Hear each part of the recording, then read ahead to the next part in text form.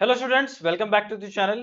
DHU अकॅडमीच्या आणखी एका एसपीच्या क्लासमध्ये मी प्रसाद सर तुमच्यापैकी प्रत्येकांचं स्वागत करतोय. बघा, 12वी कॉमर्सच्या विद्यार्थ्यांसाठी आपण बिग बुल बॅच लॉन्च केलेले आहे. त्याच्यातला हा दुसरा व्हिडिओ आपण यूट्यूबवर डिस्कशन करत आहोत. त्यानंतरचे जे काही व्हिडिओज असतील ते फक्त आणि फक्त आपल्या बिग बुल बॅचमध्ये ॲप्लिकेशनवरच येतील. ओके. मागचा जो एसपीचा क्लास झाला होता त्या क्लासमध्ये आपण डिस्कशन केलं होतं की वित्त व्यवस्थापक म्हणजेच काय, किंवा संस्थात्मक वित्त व्यवस्थापन म्हणजे काय, या गोष्टीबद्दल आपण इन डेप्थ नॉलेज डिस्कस केलं होतं. आय होप ते सर्व गोष्टी तुम्हाला क्लिअर झाल्या असतील. ओके. या व्हिडिओमध्ये आपण त्याचा पुढचा पार्ट डिस्कस करणार आहोत. जसं की तुम्हाला माहिती आहे, मागच्या पार्टमध्ये मी तुम्हाला एक व्यवसाय मालकाचं नाव सांगितलं होतं, मुकेश अंबानी, मिस्टर मुकेश अंबानी. आणि त्यांनी रिलायन्स इंडस्ट्रीज नावाचा बिझनेस स्टार्ट करत होते. तर त्यांनी त्यांच्या हाताखाली एक फायनान्स मॅनेजर, वित्त व्यवस्थापकाची नियुक्ती केली होती, मिस्टर धनीराम. आणि त्यांनी बिझनेस स्टार्ट करत असताना या सर्व गोष्टींचा विचार केला होता. किती रुपये रेज केले होते त्यांनी? 100 CR रुपीज रेज केले होते. त्याबद्दल जर व्हिडिओ बघितला नसेल तर मागचा व्हिडिओ पाहून घ्या, कारण तो चॅप्टरचा पहिला व्हिडिओ आहे. पहिला व्हिडिओ मिस केला तर मग पुढची स्टोरी समजणार नाही. ओके. मागच्या क्लासमध्ये तसं आपण डिस्कशन केला होता, तरी सुद्धा काही बेसिक माहिती आपण वापस रिकॉल करूयात, जेणेकरून सर्व गोष्टी मागच्या क्लासमध्ये झालेल्या लक्षात येतील. बघा, वित्त व्यवस्थापक खाली नमूद केलेल्या गोष्टीची खात्री देतो. म्हणजे धनीरामचं काम काय काय आहे ते आपल्याला डिस्कस करायचं आहे. सर्वात पहिला धनीरामचं काम आहे की संस्थेकडे पुरेशी व समाधानकारक वित्त व्यवस्था उपलब्ध आहे. जेव्हा केव्हाही व्यवसायाचे मालक मुकेश अंबानी धनीरामला कॉल करतील की बाबा किती रुपये आपल्याकडे आहेत, आपल्याला एक मोठं परचेस करायचं आहे, एक मोठं सेल ऑर्डर आपल्याला आलेलं आहे, तर मोठ्या प्रमाणावर आपल्याला रॉ मटेरियल लागेल, ते खरेदी करण्यासाठी आपल्याजवळ किती पैसे आहेत हे धनीरामला माहित पाहिजे. जेव्हाही मुकेश अंबानी किंवा व्यवसाय मालक म्हटलं की किती रुपये आहेत, तर विदिन अ फ्यू सेकंड किंवा विदिन अ फ्यू डेज त्यांना आन्सर द्यावं लागेल. म्हणजेच काय, थोडक्यात सांगण्याचा प्रयत्न केलेला आहे की संस्थेकडे पुरेशी, सफिशियंट आणि समाधानकारक वित्त व्यवस्था उपलब्ध आहे, पुरेसे पैसे उपलब्ध आहेत, याची खात्री कोणाला करावी लागेल? धनीरामला करावी लागेल. ज्याही वेळेस व्यवसायामधलं कॅश, व्यवसायामधलं जेही व्यवसायाच्या नावाने जे बँक अकाउंट आहेत, त्या बँक अकाउंट मधले पैसे कमी जास्त होत असतील, किती रुपये वाढले, किती रुपये कमी झाले, याच्याबद्दल सर्व माहिती धनीरामला कोणाला द्यावं लागेल? मुकेश अंबानीला द्यावं लागेल. त्याच्यानंतर नेक्स्ट आहे, संस्था किमान मूल्य असलेल्या योग्य प्रकारचा निधीचा वापर करत आहे. म्हणजेच काय की संस्थेकडे जे पैसे खर्च होत आहेत, ते खर्च होत असलेले पैसे योग्य गोष्टीवर, योग्य प्रमाणात आणि व्यवस्थित खर्च होत आहेत, याची खात्री धनीरामला करावी लागेल. आता बघा, जसं मुकेश अंबानीच्या हाताखाली धनीराम काम करतो, तसंच धनीरामच्या हाताखाली सुद्धा अनेक लोक काम करतात. आणि प्रत्येक जण यायलंय धनीरामला, आज 5 लाख द्या, उद्या 6 लाख रुपये द्या, त्याच्यानंतर ऑर्डर आलेला 7 लाख रुपये द्या, असं प्रत्येक जण येऊन पैसे घेऊन चाललेत. आणि धनीराम असं त्याचं पर्स्पेक्टिव्ह राहणार, माझे कुठे पैसे आहेत, मालकाचे पैसे आहेत, मालक नुकसान झालं तर मालकाला होईल, फायदा झाला तर मालकाला होईल, माझ्या का बापाचं चाललंय, मला जर कामावरून काढून टाकलं तर मी दुसरीकडे कामाला राहतो, असं अप्रोच धनीरामला ठेवता येणार नाही. प्रत्येक पायी ना पायीचा हिसाब ज्यानंही धनीरामनंही ज्यालाही पैसे दिलेले आहेत, ते योग्य प्रमाणावर खर्च होत आहेत. जसं की उदाहरणार्थ आपण असं इमॅजिन करूयात की धनीरामच्या हाताखाली ए, बी आणि सी हे तिघं काम करतात. धनीरामनं काय केलं? तिघांनाही पैसे दिले. ए ला धनीरामनं 8 लाख रुपये दिले, बी ला 6 लाख दिले आणि सी ला 7 लाख रुपये दिले. तर यानं 8 लाख रुपयाचं काय काय केलं, काय काय नाही, खरंच 8 लाख रुपयाचं काम झालेलं आहे का? ह्यानं 6 लाख रुपये घेऊन गेला होता, खरंच 6 लाखचं काम झालंय का? 6 पैकी 4चं झालं असेल तर 2चं कधी होणार आहे, काय नाही, या सर्व गोष्टीची माहिती कोणाला ठेवावी लागेल? धनीरामला. आणि हेच माहिती धनीराम कोणाला पास करेल? सिनियर ऑथॉरिटीजला पास करेल. ऑलराईट. म्हणजे संस्था किमान मूल्य असलेल्या योग्य प्रकारच्या निधीचा वापर करत आहे. त्यानंतर संस्था उभ्या केलेल्या निधीचा योग्य वापर करत आहे. वापस तेच पॉइंट सांगण्यात आलेला आहे की बाबा योग्य पद्धतीने पैशाचा वापर होत आहे का, हे धनीरामना कन्फर्म करावं लागेल. त्यानंतर संस्थेच्या मालकांसाठी कमाल लाभांश निर्मितीसाठी प्रयत्न करत आहे. आता बघा की एखाद्या बिझनेसमध्ये मालक कोण कोण असतात. मी तुम्हाला मागच्या वेळेस एक्झाम्पल सांगितलं होतं की रिलायन्स इंडस्ट्रीजचं. ओके. की ज्याच्यामध्ये रिलायन्स इंडस्ट्रीज मध्ये जे पैसा आहेत त्याच्या एकट्याचा जो मालकी जर राहत नाही, तर नॉर्मल सुद्धा लोक असतात. उदाहरणार्थ आता चेक करा, मी वापस तुम्हाला एक वेळेस शो करतो की रिलायन्स इंडस्ट्रीज मध्ये 50.31% हिस्सा ज्यावेळेस व्हिडिओ मी करत आहे त्यावेळेसच्या सिनारिओज नुसार 50.31% हिस्सा मालकाचा आहे, 22% हिस्सा फॉरेन इन्स्टिट्यूशनचा आहे, राईट. आणि बाकी भारतातल्या लोकांचं 10%, डोमेस्टिक इन्स्टिट्यूशन 9% आणि म्युच्युअल फंडचं 7.5% पैसे रिलायन्स मध्ये त्यांनी इन्व्हेस्ट केलेले आहेत. इथपर्यंत क्लिअर झालं? यस सर, इथपर्यंत क्लिअर. तर आता हे सर्व लोक प्रमोटर, मुकेश अंबानी तर त्या रिलायन्स इंडस्ट्रीचा मालक आहेच आहे, त्याचबरोबर हे सर्व लोक सुद्धा त्या कंपनीचे मालक आहेत. आता जसं जसं जसं कंपनीची शेअरची प्राइस वाढत जाईल, कंपनीची मार्केट व्हॅल्युएशन वाढत जाईल, तसं तसं तसं तुम्हाला त्या कंपनीच्या शेअरवर रिफंड पैसे तर मिळतात. उदाहरणार्थ आता या कंपनीचे माझ्याजवळ 20 शेअर्स आहेत. ओके सर, 20 शेअर्स आहेत का? एक शेअरची किंमत मी ज्यावेळेस परचेस केलं होतं त्यावेळेस 2600 रुपये होती. किती रुपये होते? 2600 रुपये होते. अराउंड 52,000च्या आसपास मी ह्याच्या कंपनीमध्ये पैसे टाकले आणि आज त्या एका शेअरची जी किंमत आहे ते 3200 रुपये आहे. ओके, म्हणजे ऍज अ शेअर होल्डर मला माझ्या शेअरची प्राइस वाढल्यामुळे फायदा तर होतच आहे. साइड बाय साइड कंपनीचं काम आहे की मी त्या कंपनीमध्ये पैसे टाकल्यामुळे कंपनी मला काय करेल? लाभांश देईल. लाभांश म्हणजेच काय की जेवढंही कंपनीला प्रॉफिट होतं त्या प्रॉफिट मधून काही हिस्सा लाभांश म्हणून बाजूला काढला जातो आणि प्रत्येक शेअर होल्डरला देण्यात येतो. लाभांश किंवा डिव्हिडंडची जी अमाऊंट आहे हे खूप कमी असते. आता रिलायन्स इंडस्ट्रीज जे आहे ते एका शेअर मागे मला 10 रुपये डिव्हिडंड देते. डिव्हिडंड म्हणजेच काय? तुम्ही आमचे शेअर खरेदी केल्यामुळं, आमच्या कंपनीमध्ये पैसे टाकल्यामुळं जसं व्याज कोणाकडून, जर तुम्ही कोणाकडून पैसे घेतलात लाख रुपये, तर पैसे परत करताना जेव्हा तुम्हाला मुद्दल सहित व्याज द्यावं लागते, तसंच तुम्ही त्या कंपनीमध्ये पैसे टाकल्यामुळे कंपनी काय करते? तुम्हाला काही अमाऊंट ऍज अ डिव्हिडंड म्हणून देत असते. जसं की तुम्ही जर पैसे घेतलात तर व्याज द्यावं लागेल, शेअर्स जर म्हणून तुम्ही जर खरेदी केलात कंपनीचे तर कंपनी तुम्हाला डिव्हिडंड देत असते. आता रिलायन्सचे मला एका शेअर मागे 10 रुपये डिव्हिडंड आला, म्हणजे 20 शेअरचे मला 200 रुपये डिव्हिडंड प्राप्त झाला, राईट. तर आता धनीरामचं काय काम आहे? जो कंपनीचा वित्तीय व्यवस्थापक आहे, वित्त व्यवस्थापक आहे, की संस्थेच्या मालकासाठी, संस्थेच्या मालकांमध्ये फक्त समावेश मुकेश अंबानीचा होत नाही. संस्थेच्या मालकांमध्ये समावेश जो आहे तो 28% FIIs आहेत, फॉरेन इन्स्टिट्यूशन इन्व्हेस्टर्स आहेत, फॉरेन इन्स्टिट्यूशन ऑफ इन्व्हेस्टर्स जे आहेत त्यांना सुद्धा द्यावं लागतं पैसे. जे डोमेस्टिक इन्व्हेस्टर्स आहेत, राईट, रिटेलर्स आहेत, त्यांना सुद्धा पैसे द्यावे लागतात. कशाचे? डिव्हिडंडचे. इथं काय सांगण्यात आलेलं आहे की संस्थेच्या मालकांसाठी कमाल लाभांश, कमाल म्हणजेच काय?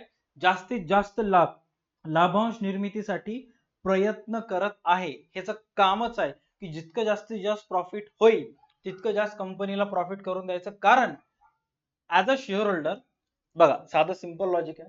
माझं एका शेअर मध्ये मी 2600 गुंतवलं होतं, 3200 रुपये फायदा झाला, 3200 रुपये शेअरची प्राइस झाली, म्हणजे 600 रुपये मला शेअर्सला आज विकलं तर मिळत आहेत. बट मी विकेन का? नाही, कारण मला माहिती आहे की कंपनीचं व्हॅल्युएशन वरचेवर वाढत जाणार आहे. आज एका शेअरची प्राइस 3200 असेल, आजपासून 20 वर्षानंतर, 30 वर्षानंतर त्या एका शेअरची प्राइस 32,000 पेक्षा जास्त होणार आहे. कारण वरचेवर पैशाची किंमत आहे ते कमी कमी होत आहे आणि महागाई वाढत आहे. म्हणजे साधं सिंपल आहे, टाइम व्हॅल्यू ऑफ मनी, पैशाची जी किंमत आहे कमी होते. आजपासून 20 वर्षाखाली तुम्हाला 1000 रुपयामध्ये बऱ्यापैकी सोनं येत होतं, आज तेवढं सुद्धा येत नाही. म्हणजे पैशाची किंमत जसजसं तुम्ही पुढे जाता ते कमी होत आहे.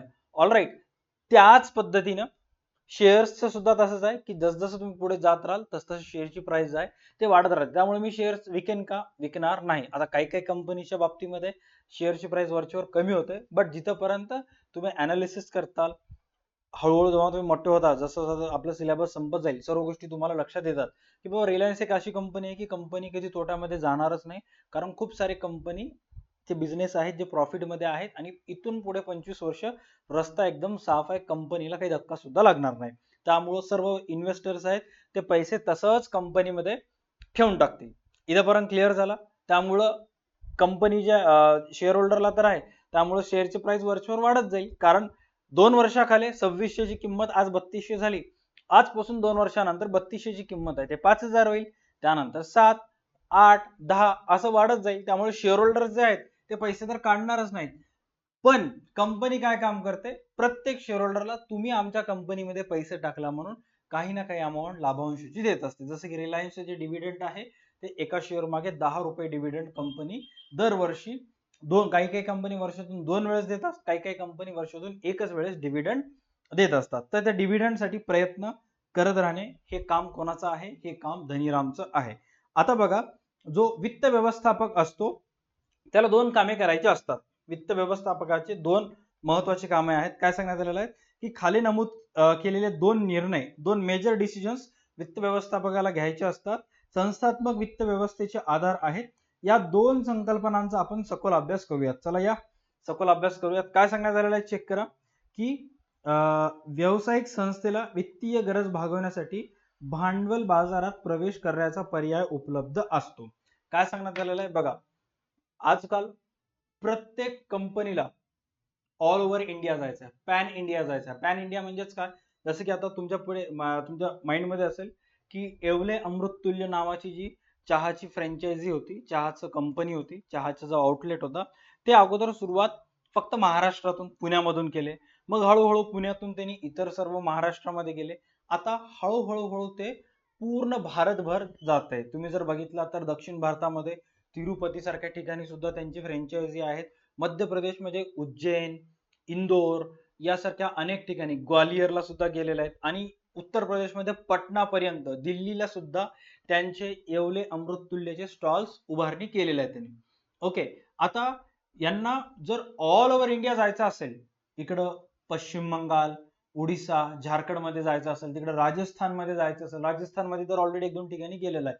ओके, दक्षिण भारतामध्ये तमिळनाडू सारख्या ठिकाणी जायचं असेल, मोठ्या प्रमाणात काय लागते, पैसा लागते. मग अशा वेळेस हे सर्व कंपनीज काय करतात, स्वतःची कंपनी आहे ते सेबीमध्ये रजिस्टर्ड करतात आणि भांडवल बाजारात, भाग भांडवल बाजारात प्रवेश करतात. काय सांगण्यात आलेलं आहे चेक करा की व्यावसायिक संस्थेला वित्तीय गरज, पैसे पाहिजे असतात, राईट, आणि पैसे घ्यायचे असेल एकतर बँकेकडून लोन घ्या, बट बँकेकडून लोन घेणं रिस्क असतं. त्याच्याऐवजी बेस्ट ऑप्शन काय असतं की सरळ सरळ कंपनीचा प्रवेश कशामध्ये करा, पब्लिक लिस्टेड कंपनी करा आणि भांडवल बाजारात प्रवेश करण्याचा पर्याय उपलब्ध असतो. म्हणजे भांडवल बाजारात ते प्रवेश करतात. या ठिकाणी वित्त उभारणीचे भांडवल बाजारामध्ये जेव्हा तुम्ही तुमच्या कंपनी सेबी रजिस्टर करता, मार्केटमध्ये लिस्ट करता, या ठिकाणी तुम्हाला पैसे उभारणी करायचं, पैसे रेज करायचे अनेक पर्याय तुमच्या डोळ्यापुढे असतात. जसे की तुम्ही काय करू शकता, समहक्क भाग, तुम्ही इक्विटी शेअर्स विकू शकता. त्याचबरोबर तुम्ही कर्जाऊ भांडवल यामधील योग्य पर्यायाची निवड संस्था करते. बँकेतून एकतर तुम्ही समहक्क भाग विकू शकता, इक्विटी शेअर्स विकू शकता, किंवा कर्जाऊ भांडवल यामधील योग्य पर्यायाची निवड संस्था करते. एकतर तुम्ही सरळ सरळ तुमच्या कंपनीचे शेअर्स विका, किंवा तुम्ही जे आहेत भांडवल मार्केटमधून अनेक छोटे मोठे कंपनीज आहेत, त्या कंपनीज कडून तुम्ही जे आहेत ते तुमचं लोन घेऊ शकता, डेट घेऊ शकता, कर्ज घेऊ शकता. जसं की उदाहरणार्थ आलोक इंडस्ट्रीज नावाची कंपनी आहे. तर त्या आलोक इंडस्ट्रीज नावाची जी कंपनी आहे ते कपडे, जीन्सचं कापड, पडद्याचं कापड असा फॅब्रिकच्या बिझनेसमध्ये होती, जी की ऑल ओव्हर इंडियामध्ये जेवढेही चांगले चांगले डेनिमचे ब्रँड्स आहेत, लिवाईस असतील, जारा असेल, बाहेर देशाचे सुद्धा ब्रँड असतील, राईट, या सर्व ब्रँड्सला ते कपडे वगैरे प्रोव्हाइड करत होतं.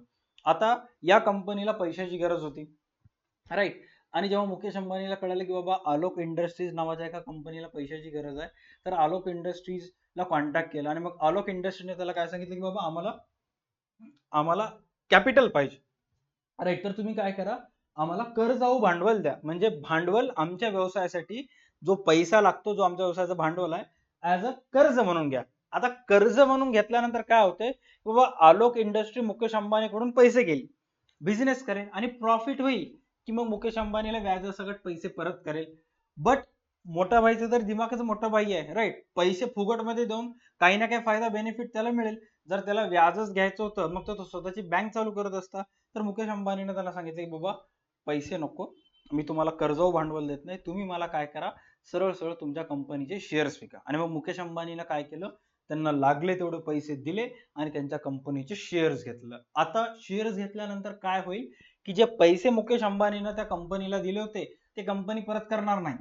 ओके, ते कंपनी त्या पैशाने बिझनेस करेल आणि जसं जसं जसं आलोक इंडस्ट्रीज नावाच्या कंपनीचा फायदा होत राहील त्याच पद्धतीने मुकेश अंबानीनं सुद्धा टाकलेले पैसे वाढत राहतात. त्यामुळं अनेक कंपन्या ज्या आहेत ते जो पैसे देणारे असतात, राईट, ज्यांच्याजवळ पैसा आहे ते काय करत असतात की दुसऱ्या कंपनीचे शेअर्स खरेदी करत असतात.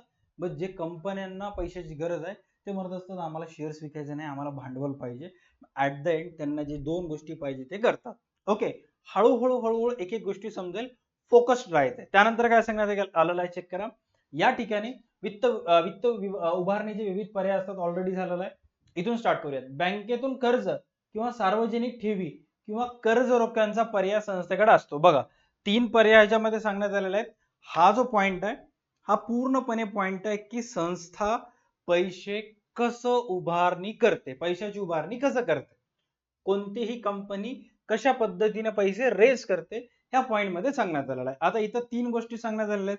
सर्वात पहिले सांगण्यात आलेलं एकतर बँकेकडून कर्ज घेते, दुसरा सार्वजनिक ठेवी, राईट, पब्लिक कडून जे आहे ते डिपॉझिटच्या स्वरूपात पैसे घेऊ शकते, किंवा कर्ज रोख्यांचा पर्याय संस्थेकडे असतो. कर्ज रोखे म्हणजेच काय, डिबेंचर होल्डर, सर्टन एका निश्चित कालावधीसाठी कंपनी जे आहे ते लोकांकडून पैसे घेते आणि मग त्याच्यानंतर ते पैसे परत करते.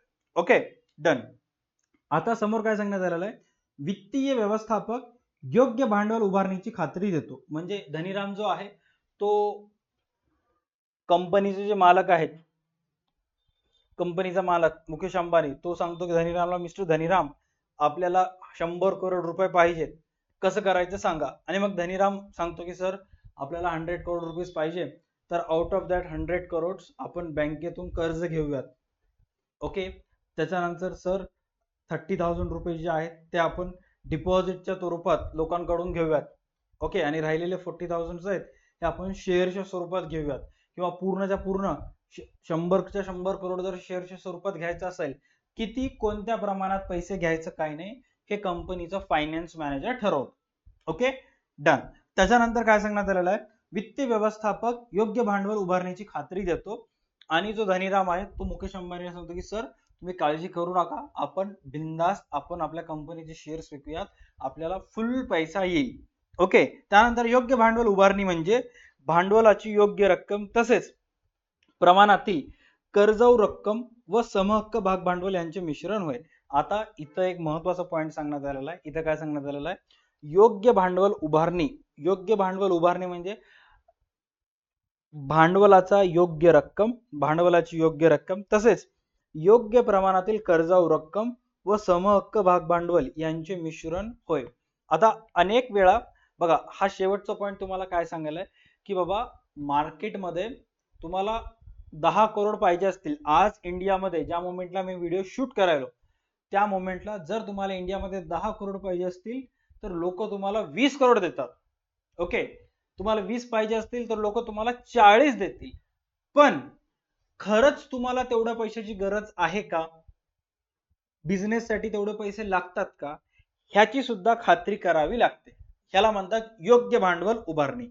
योग्य भांडवल उभारणी म्हणजेच काय, असं नाही की तुम्हाला 10 करोड पाहिजे आणि तुम्हाला 15 करोड मिळाले, याला योग्य भांडवल उभारणी म्हणत नाहीत. तुम्हाला जर 10 करोड पाहिजे तर 10 करोडच घ्या, याला योग्य भांडवल उभारणी म्हणतात. काय सांगण्यात आलेलं आहे, योग्य भांडवल उभारणी म्हणजे भांडवलाची योग्य रक्कम तसेच प्रमाणातील कर्जाऊ रक्कम व समभाग भांडवल यांचे मिश्रण होय. यांचे काय होय, मिश्रण होय. मिश्रण म्हणजे काय, मिक्स. आता उदाहरणार्थ मुकेश अंबानीचं जर रिलायन्स इंडस्ट्रीज बद्दल मी तुम्हाला सांगितलं होतं, याच्यामध्ये पूर्णच्या पूर्ण कॅपिटल एकटं स्वतःच आहे का, नाही, मिक्स कॅपिटल आहे. मिक्स कॅपिटल म्हणजेच काय बघा, स्वतःच किती पैसा आहे, 50%. ऑलराईट, अदर फॉरेन इन्स्टिट्यूशन्स आहेत किती टक्के, 22% आहेत. रिटेल अँड अदर भारतातल्या लोकांनी किती टाकले, 10%, 10.54%. अदर डोमेस्टिक इन्स्टिट्यूशन्स मध्ये भारतातील डिफरंट बँक्स येतात, राईट, ज्यांच्याकडून लोनच्या स्वरूपात त्याने काय घेतले होते, पैसे घेतले होते. राईट, प्रत्येक बिझनेसला लोन घ्यावंच लागतं, त्याच्याशिवाय पर्याय नाही. इथे तुम्ही debt to equity ratio check करताल तर इथे तुम्हाला क्लिअर कट माहिती मिळेल. Alright, done. ह्याच्याबद्दल मी तुम्हाला कंपनीचे फंडामेंटल्स कसे वाचायचे काय नाही ह्याच्याबद्दल एकदम प्रो करून सांगतो. Okay, but before we go ahead, एक एक्स्ट्रा ऍडिशनल इन्फॉर्मेशन देतो. ज्या मोमेंटला आपण हा व्हिडिओ शूट करायला त्या मोमेंट बद्दल मी तुम्हाला सांगतो. ओके, तुमच्यापैकी मॅक्सिमम जणांनी सोनी टीव्हीवर, I think star Sony, I don't know, but त्या कोणत्या तरी एका सोनीवरच I think, okay, set India, तर त्याच्यावर शार्क टँक इंडिया नावाची सिरियल आहे. त्याच्यामध्ये जे जजेस बसलेले असतात आणि मग अनेक जे अपकमिंग एंटरप्रेन्युअर्स आहेत ते येऊन त्यांच्या जजेस पुढे सांगतील, त्यांची आयडिया देतील, पिच करतील आणि मग पैसे वगैरे ॲज अ लोनच्या स्वरूपामध्ये ते घेत असतात. ऑल राईट, तर तिथं बसलेल्या जज पैकी एक जज आहे, नमिता थापर, आय थिंक असं त्यांचं नाव आहे, आणि त्यांच्या कंपनीचं नाव आहे एमक्युअर फार्मास्युटिकल्स. राईट, तर ही कंपनी 70 वेगळ्या वेगळ्या देशांमध्ये काम करत असते. त्यांचे हेड ऑफिसेस वगैरे आहेत तिथं. भारतातून त्यांनी पुण्यामध्ये त्यांचं फार्मास्युटिकलची मोठी लॅब आहे, तिथून त्यांनी औषध गोळ्या वगैरे बनवतात आणि ऑल ओव्हर 70 कंट्रीजमध्ये ते सेल करतात. ओके, आता यांना all over the world, across globe जायचं, कारण सिप्ला नावाची जी कंपनी आहे, सन फार्मास्युटिकल्स नावाची कंपनी आहे, झायडस नावाची जी कंपनी आहे, डॉक्टर रेड्डीज लॅब नावाची जे फार्मास्युटिकल्स कंपन्या आहेत, हे काय करतात माहित आहे का, यांचे ऑल ओव्हर द वर्ल्ड मध्ये मोठ्या प्रमाणात भारताचं सेल आहे. म्हणजे ऑल ओव्हर द वर्ल्ड मध्ये फार्मा इंडस्ट्रीज भारता एवढी मोठी कुठंच नाहीये. जेवढ्या औषध गोळ्या भारतामध्ये एका दिवसात बनवल्या जातात तेवढ्या औषध गोळ्या ऑल ओव्हर द वर्ल्ड मध्ये महिन्यामध्ये सुद्धा बनवत नाहीत. म्हणजे भारताचं फार्मा मार्केट एवढं स्ट्रॉंग आहे. आता ह्यांना ही अपॉर्च्युनिटी ग्रास्प करायची आहे, ह्यांना सुद्धा बाकी सगळ्या कॉम्पिटिटर्स सारखे वस्तू वगैरे विकायचे, आणि मग ह्याच्यासाठी लागेल काय, ह्याच्यासाठी लागेल मोठ्या प्रमाणावर पैसा. आता तुम्ही जर बँकेकडून लोन घेऊन पैसे बिझनेस स्टार्ट केलात आणि बिझनेस जर फ्लॉप गेलं तर मग तुम्हाला बँकेला पैसे परतफेड करावे लागतात ऍट एनी कॉस्ट. मग आता पैसे तर पाहिजे, बरोबर आहे, लॉस तर रिस्क तर आहे. समजा पैसे घेतले बँकेकडून, बिझनेस जर लॉस मध्ये गेलं, औषध गोळ्या विकलेच नाहीत, तर बँकेला पैसे द्यावं लागतील वापस. लॉस तर लॉस झालं, बँकेला पैसे द्यावे लागतील. मग आता बेस्ट ऑप्शन काय आहे की सरळ सरळ स्वतःची कंपनीचे शेअर्स विकायला काढायचे. राईट, आणि जर शेअर्स विकले मोठ्या प्रमाणावर पैसे येणार, आणि जर समजा लॉस झालं तर शेअरची प्राइस कमी होते. लॉस झाला तर शेअरची प्राइस कमी होईल, पण बँकेकडून लोन घेतलं, लॉस झालं, बँकेला पैसे द्यायचे, मग त्यांनी बेस्ट ऑप्शन निवडले की आपण काय करूया, आपण आपल्या कंपनीचे जे शेअर्स विकायला काढूया. आणि मग ज्या वेळेस आपण हा व्हिडिओ शूट करत आहोत, त्यांचं आयपीओ आला, इनिशियल पब्लिक ऑफर, 12वी मध्ये इश्यू ऑफ शेअर्स आहे, त्यावेळेस आयपीओ म्हणजे काय कळेल. आता बघा, 10 जुलैला लिस्टिंग झाली आणि त्यांचे एक शेअर्स मिनिमम तुम्हाला 14 शेअर्स घ्यावं लागतील घ्यायचं असेल तर, आणि एका शेअरची प्राइस ते 1000 रुपये ठेवत आहेत. असे 28 शेअरसाठी 28,000 रुपये मी त्यांना दिलं, म्हणजे आयपीओ मध्ये ऍप्लिकेशन मनी दिलं. ज्याही वेळेस तुमचं इश्यू ऑफ शेअर चॅप्टर होईल त्यावेळेस वापस हा व्हिडिओ येऊन बघा, ऑटोमॅटिक तुम्हाला कळते. आता दिल्यानंतर समजा जर हा व्हिडिओ तुम्ही ऑगस्ट, सप्टेंबर, ऑक्टोबर, नोव्हेंबर कधीही बघा, तुम्ही जाऊन चेक करायचं आहे की मी त्यांच्या कंपनीच्या एका शेअरसाठी मी 28 रुपये दिले, सॉरी, एका शेअरसाठी 1000 रुपये दिले होते आणि 28 शेअर्स मला पाहिजे होते. 28 शेअरसाठी 28,000 रुपये मी त्यांना दिले होते मिनिमम. ओके, आता ज्याही वेळेस तुम्ही हा व्हिडिओ बघताल 2025, 26 कधीही, तुम्ही फक्त गुगलला जायचंय, गुगलला जाऊन चेक करायचंय एमक्युअर फार्मास्युटिकल शेअर प्राइस. मग तिथं तुम्हाला जर 1400 दिसलं, समजून घ्यायचं की सर एका शेअरसाठी 1000 दिले होते, आता 1400 झाले, म्हणजे एका शेअरला सरला 400 रुपये मिळाले. 28 गुणिले 400, 400 गुणिले 28 करा, किती रुपये प्रॉफिट मध्ये आहे तुम्हाला कळेल. समजा तुम्हाला 800 दिसलं तर मग मला एका शेअर मागे किती रुपये लॉस होईल, 200 रुपये लॉस होईल. मी जे सांगितलेलं कळालं असेल तर कमेंट करायचं आहे, नसेल तर ज्याही मोमेंटला तुम्ही ते शेअरची प्राइस बघितलात ते किती होती त्या एका शेअरची प्राइस कमेंट सेक्शन मध्ये कमेंट करायचं. ओके, लेट्स चेक करूयात की किती जणांना सर्व गोष्टी कळतात काही नाही ते. All right, done. आता हे सांगण्यामागचं मेन एम काय की एमक्युअर फार्मास्युटिकल्सला पैसे पाहिजे, तर त्यांनी सरळ सरळ काय केलं, स्वतःचे शेअर्स विकायला काढले आणि सेबी रजिस्टर्ड झाले, स्टॉक मार्केटमध्ये कंपनी आणली आणि मोठ्या प्रमाणामध्ये आता सर्वसामान्य लोक, बाकी सर्व जे कंपनी असते त्यांच्या शेअर्सला, त्यांच्या कंपनीचे शेअर्स घेतले, मोठ्या प्रमाणावर त्यांना पैसा येईल. आणि मग पैसा आल्यामुळे ते काय करतील, ते स्वतःचे प्रोडक्शन युनिट वाढवतील. राईट, जिथं जिथं त्यांच्याजवळ एक मशिनरी होती ते 2 मशिनरीज करतील, बाकी सर्व गोष्टी हे करतील. कधी पण लक्ष द्या, स्वतःला तुम्हाला जर स्वतःच्या कंपनीचे शेअर्स विकायचे आहेत तर असं नाही की उठून सुटून कोणी बी मागते. सेबी तुम्हाला विचारते की बाबा हे पैसा घेऊन तुम्ही काय करणार आहात, पुढच्या येणाऱ्या 5 वर्षात तुमचे काय प्लॅन आहेत काय नाही, हे जोपर्यंत तुम्ही सांगत नाही तोपर्यंत सेबी तुम्हाला लायसन्स देत नाही.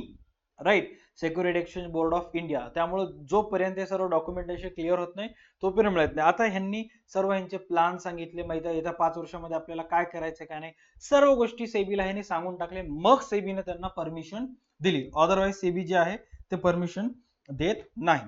बघा, पैसे रेज करायचे असतील तर एवढं सगळं खटाटोप करावं लागतं.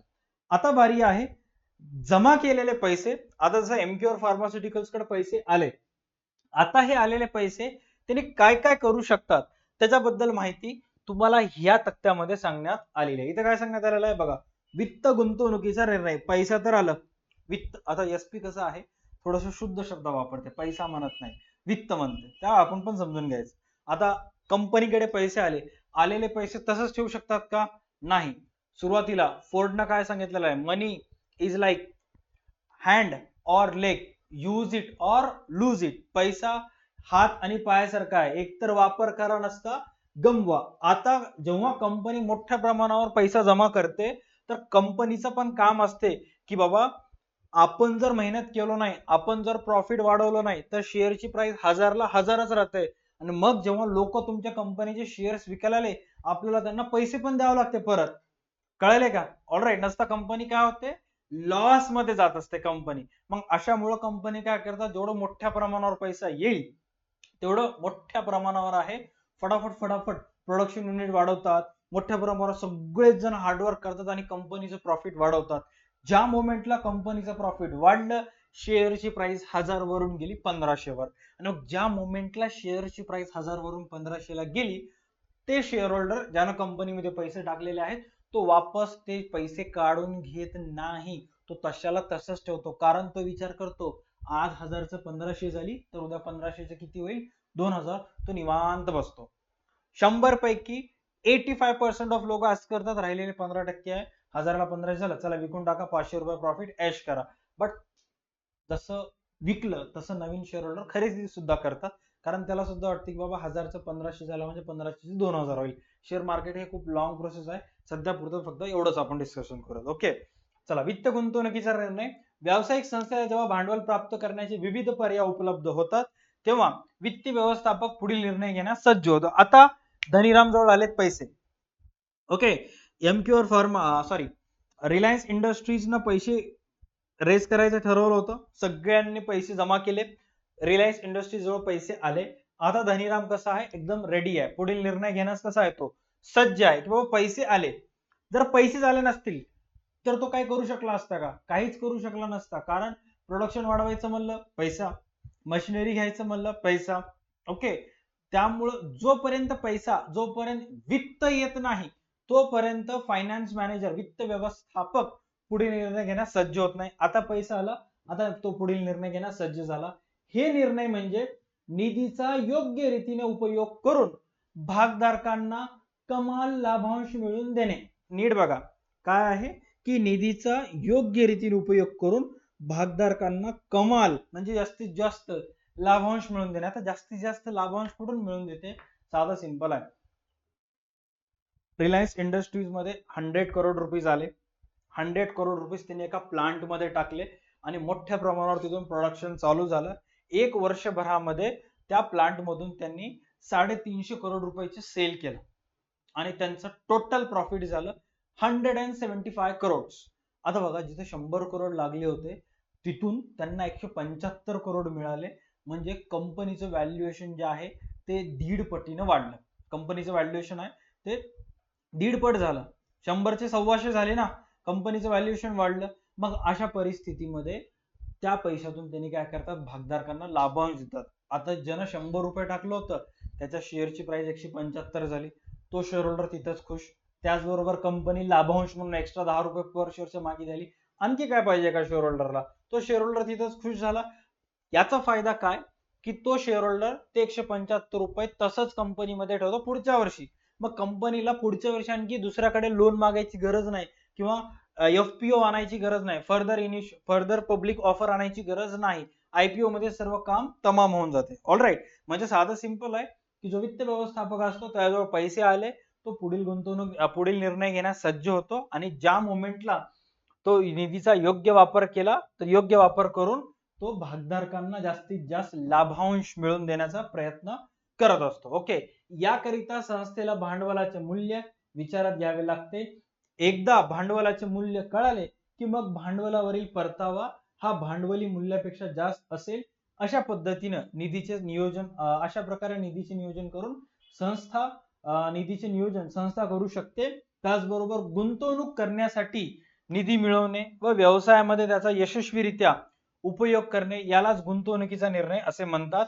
या संकल्पनेला भांडवली अर्थसंकल्प असेही म्हणतात. बघा, या पूर्ण गोष्टीचा अर्थ मी तुम्हाला सांगतो, स्टेप बाय स्टेप आपण चालू करूयात. ओके, एकदा भांडवलाचे मूल्य कळाले की भांडवलावरील परतावा हा भांडवली मूल्यापेक्षा जास्त असेलच.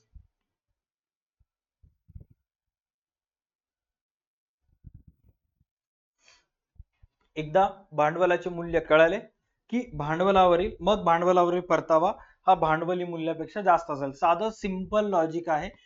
एकदा का कंपनीनं प्रॉफिट जनरेट करायला स्टार्ट केलं की वरच्यावर कंपनीचं प्राइजेस जे आहेत ते काय होत राहतात, कंपनीचं व्हॅल्युएशन, कंपनीजवळ असणारं प्रॉफिट वरचेवर वाढत जाते. ज्या मोमेंटला त्यांना माहित झालं की बाबा आपल्याला किती रुपये आपण कर्ज घेतला होता, कंपनीनं सुरुवातीला कर्ज किती घेतलं होतं, 100 करोडचं IPO विकून किंवा लोकांकडून शेअर जमा करून 100 करोड रुपये जमा केले होते आणि कंपनीला त्या 100 करोड मधून वर्षभर प्रॉफिट बिझनेस करून 175 करोड रुपये प्रॉफिट झाला, तर कंपनी काय करते, भांडवलावरील परतावा त्या 175 करोड मधून पहिले 100 करोड बाजूला काढून टाकते. राईट, कारण तेवढं कर्ज घेतलं होतं, कर्ज परत करून टाकते. त्याच्यानंतर जे 75 करोड रुपये राहिले त्याच्यातून जे आहे निधींचे नियोजन करते की बाबा ह्या 75 करोड मधून आपल्याला एवढी सॅलरी मध्ये जाणार आहे, एवढं रॉ मटेरियल मध्ये जाणार आहे, एवढं मेंटेनन्स मध्ये जाणार आहे, अशी सर्व गोष्टी करत असते. सहसा नेट प्रॉफिट मध्ये जेव्हा नेट प्रॉफिट निघते तेव्हा त्याच्यातून सर्व गोष्टी असतातच, त्यातून मायनस होतातच. फायनल अकाउंट्स मध्ये तुम्ही शिकला असाल, पार्टनरशिप फायनल अकाउंट्स मध्ये, की जेव्हा नेट प्रॉफिट येतं त्या नेट प्रॉफिट मधून सॅलरी, इनडायरेक्ट एक्सपेन्सेस सर्व मायनस करून येतात. राहिले किती, 175 करोड रुपये जे राहिलेले आहेत त्या 175 करोड मधून कंपनी काय करते, 100 करोड बाजूला काढून टाकते कर्जाची आणि मग राहिलेले 75 करोड आहेत त्याच्यातून डिव्हिडंड वगैरे सर्व गोष्टी देत असते. ते तुम्हाला कशामध्ये कळतात, ते तुम्हाला सर्व गोष्टी कळतात बीकॉम सेकंड इयरला जेव्हा तुम्ही जाता तिथं तुम्हाला profit and loss appropriation account काढावं लागतं, त्याच्यामध्ये सर्व गोष्टी सांगण्यात आल्या. सध्या सिच्युएशन मध्ये जर तुम्ही फायनल अकाउंट शिकला असाल तर net profit direct capital fund मध्ये तुम्ही ऍड करता, कॅपिटल मध्ये ऍड करता, राईट. बट कंपनीच्या बाबतीमध्ये नेट प्रॉफिट तयार करत असताना तुम्हाला profit and loss appropriation account काढावं लागते. त्या 175 करोड मधून काही रिझर्वचे, काही डिव्हिडंडचे, अशी सर्व गोष्टी मायनस करावे लागतात. आता इथं काय सांगण्यात आलेलं आहे चेक करा, की गुंतवणूक करण्यासाठी निधी मिळवणे व व्यवसायामध्ये त्याचा यशस्वीरित्या उपयोग करणे यालाच गुंतवणुकीचा निर्णय असे म्हणतात. म्हणजेच काय, गुंतवणूक म्हणजेच काय, कंपनीला बघा, जसं तुम्ही विचार करत असता की बाबा अडीअडचणीला पैसे लागले, कधी तुमच्या घरी जर पाहुणे वगैरे आले तर तुम्हाला 100-150 रुपये दिले तर ते तुम्ही लगेच खर्च करत नाही, बॅग मध्ये ठेवता. कधी स्कूल मध्ये गेलं, टायर पंक्चर झालं येताना, घरातून जेव्हा कॉलेजला गेलं येताना सायकलचं टायर पंक्चर होईल म्हणून तिथे ठेवता.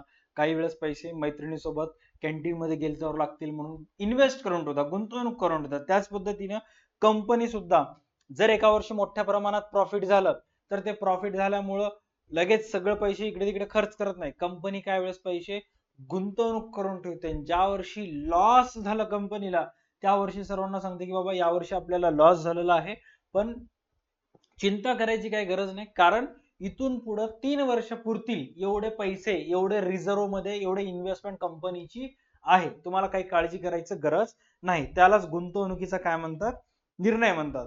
उदाहरणार्थ 100 करोड रुपये रेस केले त्यांनी, पहिल्या वर्षी 175 करोड रुपये प्रॉफिट झाला. ओके, त्याच्यानंतर दुसऱ्या वर्षी जे आहे कंपनीला 80 करोडचा लॉस झाला, 80 करोड रुपयेचा लॉस झाला. तर मग 80 करोड रुपयेचा लॉस झाल्यामुळे सर्व शेअर होल्डर चिंतात लॉस झालं, आता कसं होईल, कंपनी बुडेल. फायनान्स मॅनेजर शक्तिमान सारखा येतो, एकदम एंट्री करतो थॉर सारखी. काळजी करायची गरज नाही. मागच्या वर्षी 175 करोड रुपये आपल्याला फायदा झाला, त्यातले 100 करोड रुपये आपण एक्सपेन्स केला होता, बिझनेसच्या ऑपरेशन साठी वापरला होता. राहिलेले 75 करोड रुपीज जे आहेत ते आपण इन्व्हेस्ट करून ठेवला होता. त्या इन्व्हेस्टमेंटचा वापर आपण हे लॉसची परतफेड करण्यासाठी करणार आहोत. असं म्हटल्यानंतर सगळेजण टाळ्या वाजवायला स्टार्ट करतात. Okay, done. त्याच्यानंतर नेक्स्ट आहे, या संकल्पनेला भांडवली अर्थसंकल्प असेही संबोधले जाते. भांडवली अर्थसंकल्प म्हणजेच काय, की बाबा बिझनेसच्या भांडवलाशी रिलेटेड, बिझनेसच्या कॅपिटलशी रिलेटेड जेही गोष्टी फायनान्स मॅनेजर करत असतो, किंवा कॅपिटल रेज करण्यासाठी, घेतलेलं कर्ज परतफेड करण्यासाठी जेही रूपरेषा, जेही वर्क तो आखून ठेवतो, त्याला अर्थसंकल्प, भांडवली अर्थसंकल्प असे म्हणतात. आय होप हे दोन्हीच्या दोन्ही पॉइंट्स तुम्हाला क्लिअर झाले असतील. पुढच्या व्हिडिओ पासून, पुढच्या लेक्चर्स पासून आपण स्टार्ट करूयात संस्थात्मक वित्त व्यवस्थेचे महत्व. याच्या नंतरचे जे व्हिडिओज आहेत ते फक्त आणि फक्त आपल्या बिग बुल बॅच मध्येच दिसतील. ज्यांनी बिग बुल बॅच जॉईन केलेली नाहीये त्यांनी बिग बुल बॅच जॉईन करायचा आहे, ज्याच्यामध्ये फक्त 2500 मध्ये हे सर्व सब्जेक्ट तुम्हाला शिकवण्यात येतील. बॅच जॉईन करण्यासाठी तुम्हाला प्ले स्टोअर वरून DA2 अकॅडमीचा ऍप डाउनलोड करायचा आहे, किंवा जो स्क्रीनवर नंबर दिसत आहे त्या नंबरवर तुम्हाला कॉल करायचा आहे. राईट, बॅचेस जॉईन करण्यासाठी तुम्हाला फक्त 2500 ही पूर्ण वर्षभराची फीस आहे. असं नाही की एका विषयाची फीस आहे. 2500 रुपये पूर्ण वर्षभराची फीस आहे. त्याच्यामध्ये तुम्हाला सर्व सब्जेक्ट शिकवण्यात येतील. त्याचबरोबर क्लासेस तर्फे तुम्हाला एक पुस्तक सुद्धा फ्री ऑफ कॉस्ट तुमच्या रजिस्टर ऍड्रेसवर देण्यात येतील. अधिक माहितीसाठी जो स्क्रीनवर नंबर दिसतो त्याच्यावर कॉल करा आणि बॅचेस तुम्ही जॉईन करू शकता. ऑलराईट, या व्हिडिओसाठी एवढंच. भेटूयात पुढच्या क्लासमध्ये. तोपर्यंत पाहत राहा तुमचा आवडती युट्यूब चॅनल DA2 अकॅडमी. चला bye, take care and stay connected. भेटूयात पुढच्या सेशनमध्ये.